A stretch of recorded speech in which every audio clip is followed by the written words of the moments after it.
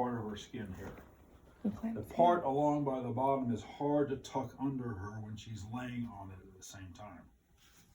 So I usually put her hips under a towel, and by that I will just take a regular towel and I'll just roll this up like a big sausage. Yeah. And then the other thing is that when we do postpartum hemorrhage, what will happen is that when she's bleeding quite a bit, then that blood can kind of pool around her bottom and it can seep inside her. So we're going to try that. I like your towel better, so we'll use her towel. So I'm going to lift her up, and now once you push it under here, about right here. You ready? Yeah, perfect. It just gets it off the sheets here. Okay. Now, So could we also put like chucks there too? you can put chucks there too. We will do that tomorrow or whenever we do the postpartum hemorrhage. We will also wait for Jill for that one. We will. We'll do both those tomorrow. Okay, now, one thing we haven't talked about in here is putting fluids inside her, and so we're gonna bring this into play here. This is the time when I do this. Before we do that, what I often will do, will show you how the mechanics work inside. Before you do all that, so do me a favor, set the baby over there if you would. Disconnect the power, and so what I do is hold my finger on one of the screw heads and then pull out. I'll talk about that in a second. Perfect. Disconnect this. Now, let me just get her running as a regular non-gravid female in here. And the reason I do that is because I don't have to worry about loading anything or anything like that.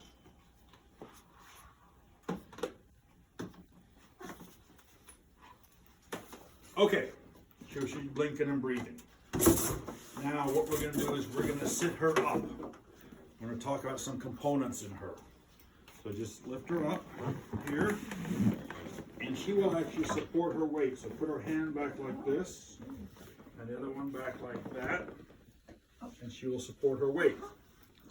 Now, if we were running one of the pregnant ladies, there is a position sensor that will say that she is sitting up, such that you could have it then transition into another state. When she's laying supine, it will say that she's supine. If you put her in left lateral tilt, it will say that. So you could use that as another indicator. Now, she is breathing here. You see her chest rise and fall. We're going to look inside her. Just So, you know, our zipper is broken on the other side. oh, this one down here by the arm? broken? Okay. The little catch device in there. Okay. Right. It was. Okay. Maybe. All right, so just undo that side. And then undo the, don't go all the way to the bottom, just kind of do almost to the bottom here. Okay? Unscrew this. Now unscrew this.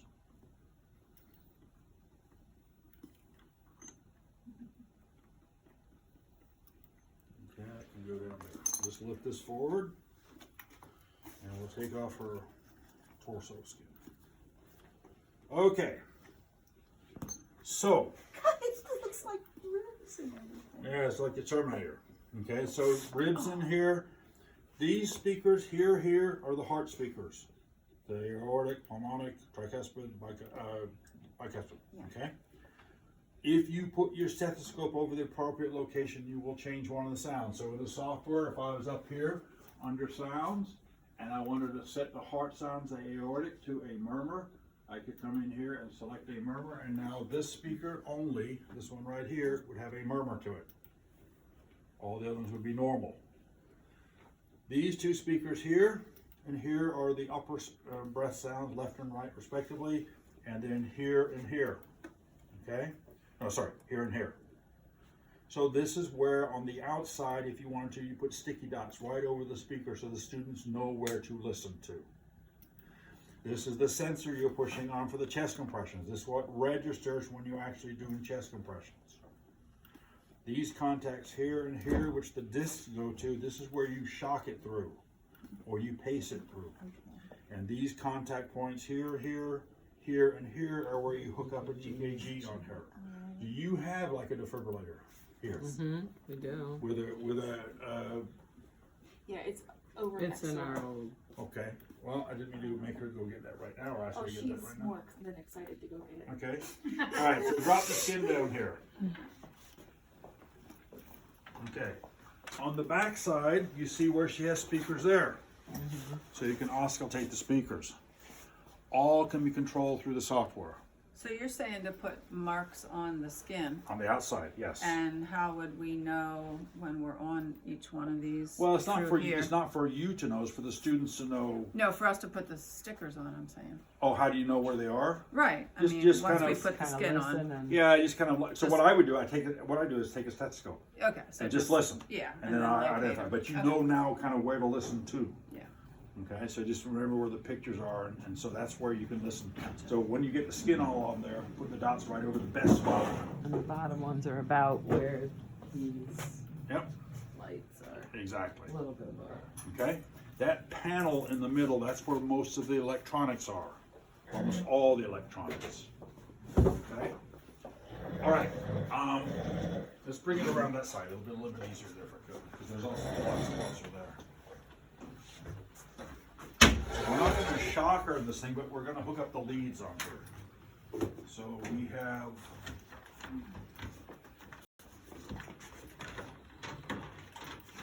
So we have leads here. So, Your pen. okay, if we power this on.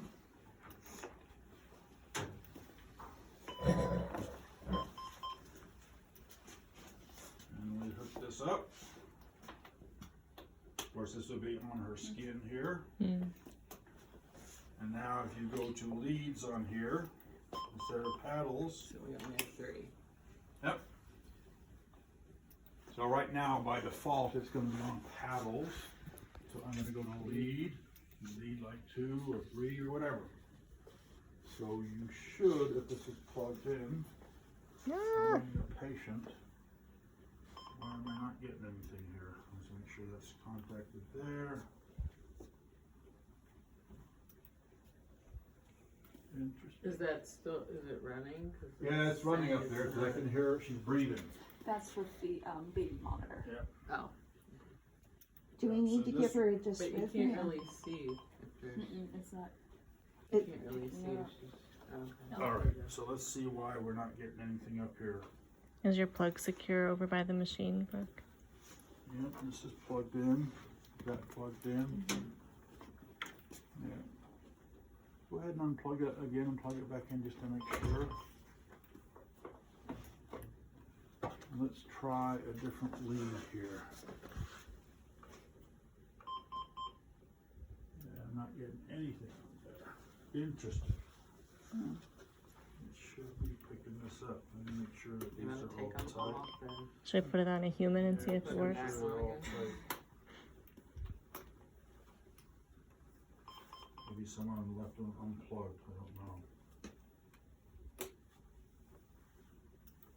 Huh, alright, I'll get back to that. It should work. Okay. Alright. So that's where the speakers are located on here. Now, on this side over here, people are asking about these connections here. These two up the very top, you have a beige colored one and a white one. These will be used to fill the blood tank that will be for the postpartum hemorrhage. If we do it this way with the tank inside her, it's called an internal filling. In other words, the blood tank is inside her when we fill it. Somewhere in here, you should have that over there. If hand me the garden sprayer there. Oh my god. Why? All right, so this is what's going to have your blood in here. Now, blood is going to be distilled water plus food coloring. When we go through this, I will show you a way to get the food coloring in there without contaminating this tank, so you don't have to clean this up as much. If we're going to fill this with the internal filling, in other words, Brooke, do me a favor. Down there, you have that black tank.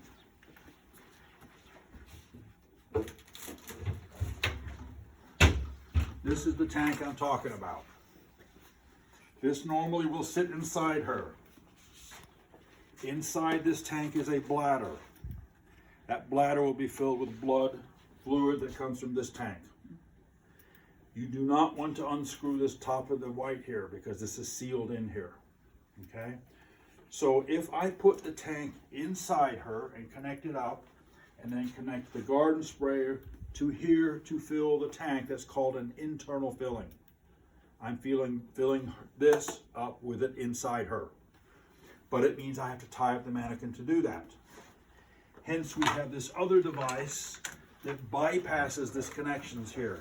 This piece here is called the external filling tool. This I plug into here and I can go do this anywhere.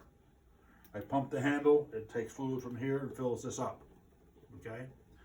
So, when we get to doing the bleeding portion, we're going to do the external filling. We're not going to use these two connections here. Two reasons. One, means I don't have to tie up the mannequin, and secondly, I don't have to clean these lines with fluid in here. The next two in here are for putting fluids in her for IVs. The higher one of the two is for the fill port, and the second one is the drain port. Inside her, she has a reservoir that will hold about 200 cc's of fluid. So if you were running an infusion in her and it wasn't going to be very much, you wouldn't need to ever hook anything up here. But if you wanted to have a continuous infusion that was more than 200 cc's, if you didn't have anything hooked up here, there would be nowhere for that fluid to go. Which means on the pump or whatever's dripping fluid into her would stop dripping because there's nowhere for it to go. Okay? So when we do filling, we're going to hook up to here. Now, you have a bag of supplies somewhere, correct? Mm-hmm. Can you find that for me a second?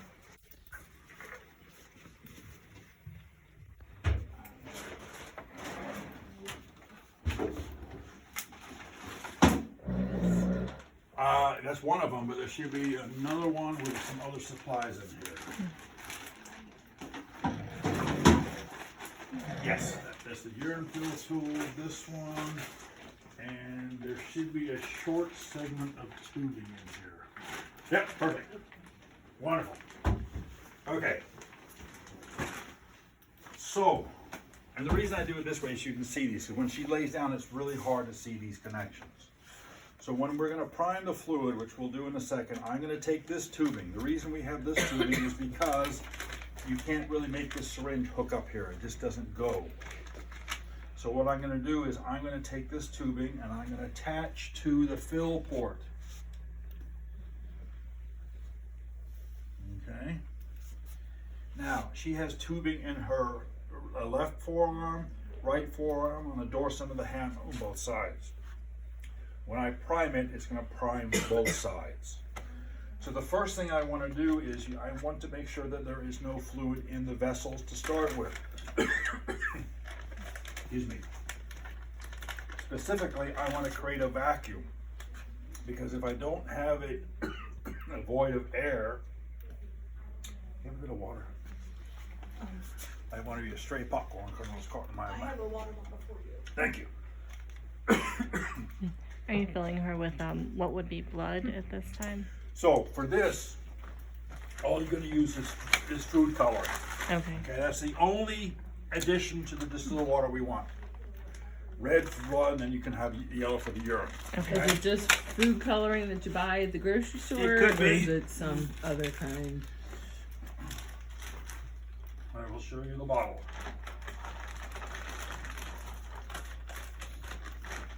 This, and with this, a little will go a long way. Okay. This is dirty red food coloring. I don't know if I have that in the grocery store, but that's basically what it is. Okay? Don't need to use a lot of it. Thank you, dear. Thank you, thank you, thank you.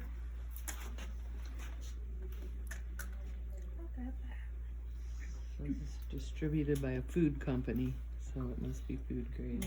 Yeah. Hopefully the cottonseed oil is also. Okay, so when we're going to prime this, we are going to hook up to here, and I am going to create a vacuum. Thank you for the water. And I'm going to pull on this a couple of times to where I have basically a good vacuum, like that. Okay? Now on the fill line, it's not going to take very much to create the vacuum. The one that I'm gonna really have to work is is the drain line. This is the one that's more important. And I will do this several times to make sure that any fluid that's in the system is removed. It's not so much the fluid I'm trying to get out, I'm trying to get out any air pockets. Because when I prime this, I'm gonna prime it with 1 syringe full of fluid. That will prime both sides. With that, I should be able to get IV access both sides. I should get flashback.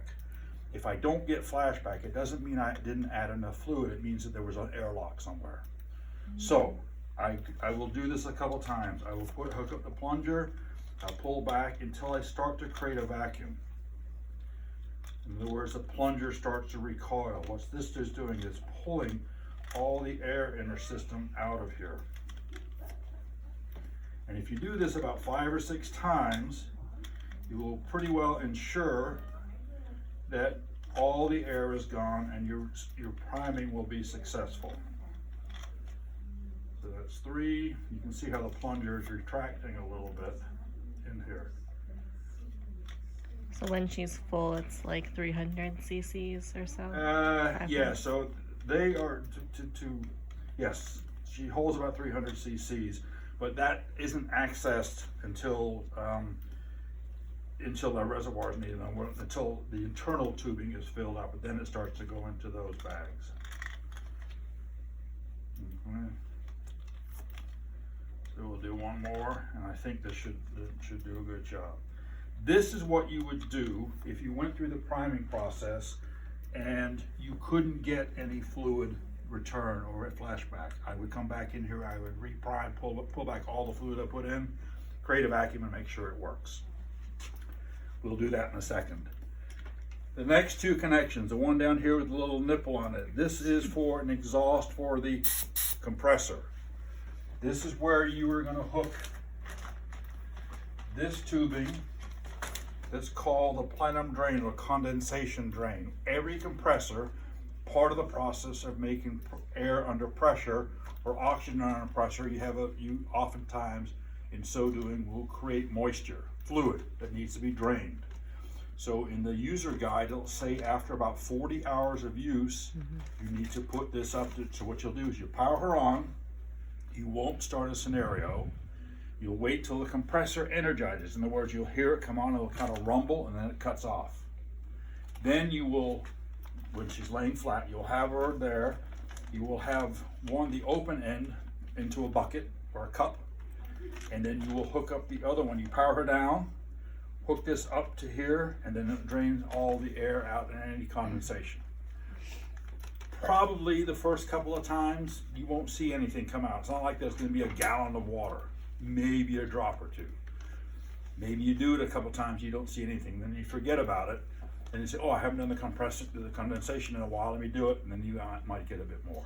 In a controlled environment like this, you're not going to get very much out of it, okay? But that's what this piece of tubing for. And the last one down here is for the NIBP. There's another connector just like this on the other side. So that cuff, if you could show me the cuff 1 second. Oh, I get it over here. Sorry, I didn't know it was there. So this obviously is a standard cuff. The one change we made is we made a cut into this. This piece here will go into here, and then they can put it on the appropriate side and they can listen for the Krakow sounds, okay? When they inflate the cuff pressure greater than her blood pressure, you will lose the radial and lose the brachial pulse. So they won't feel any pulse up here. If you wanted to take this back to use it just for on a regular person, all you have to do is disconnect this and then connect these 2 together, and it's back to the standard cuff. Okay, so we haven't damaged the cuff in any way. It's just we've cut into it so we can do it. If you set up another one, you cut into the pressure side line, not the side with the bulb. In the user guide, in videos, there are videos on how to do this. Okay, so that's what this is. You can put it on her left side, you can put it on her right side. So those are the connections there. The other thing that's over here, if I pull on this little silver ring here, it pulls down a pin I get my finger under there, which reveals where the batteries are.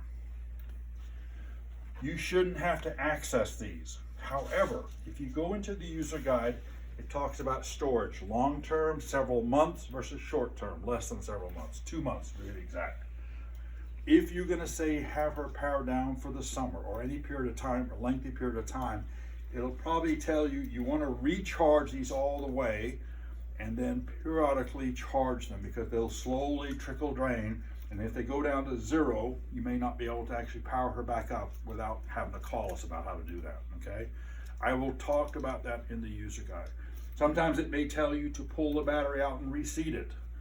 If you want to pull out a battery, each battery has a little tag on it. And if I pull the battery out here, this is the battery, nothing special. It will only go in one way. The only time I've ever had to do anything with these batteries, I went somewhere one time that had recently gotten their simulator, and when I looked in the software, where it should show that there were 2 batteries, one was not showing because it wasn't connected. Okay? This time it was showing in here. So when I insert this here, in that case what it is, I took the cover off and I just pushed it in a little bit further, and then it popped up on the screen. Okay? Now, because we're running off the, we've taken the charger, the power out of there, she's running off the batteries alone, okay? Her batteries will charge as she is running, so that's a nice thing with her. To put this back in, you just line this up here, pull the pin down so it slides in,